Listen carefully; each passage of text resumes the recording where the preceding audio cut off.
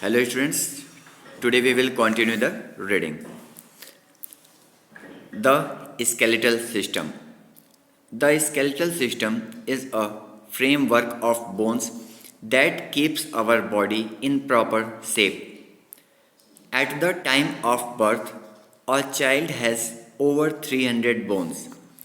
As the child grows, many bones join together as a result of which an adult has 206 bones.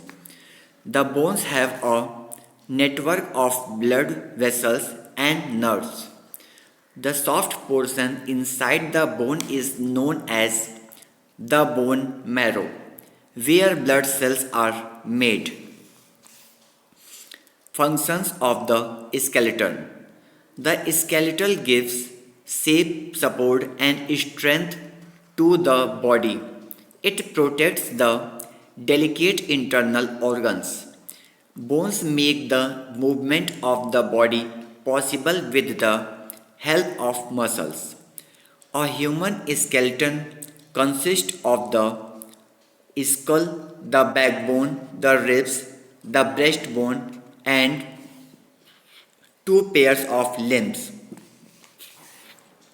The skull is a bowl shaped box that protects the brain. It is made up of 22 bones.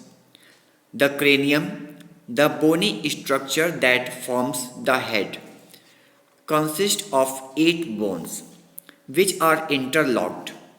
The face is made up of 14 bones, of which only the lower jaw can move. The lower jaw helps us to chew and speak. The backbone or spine consists of 33 small bones known as vertebrae. It forms the main axis of the skeleton and is attached to the lower part of the skeleton. The rib cage consists of 12 pairs of ribs which form a cage-like structure to protect the heart and the lungs. They are very flexible and strong. They are connected to the backbone at the back and the breastbone in the front. The last two pairs of ribs are called floating ribs because they are joined only to the backbone.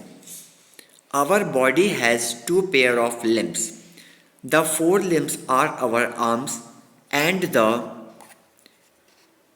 hind limbs are our legs.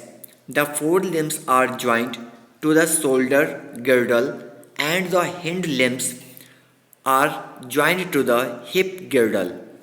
The thigh bone, also called the femur, is the longest bone in our body. The point where two bones join is known as a joint.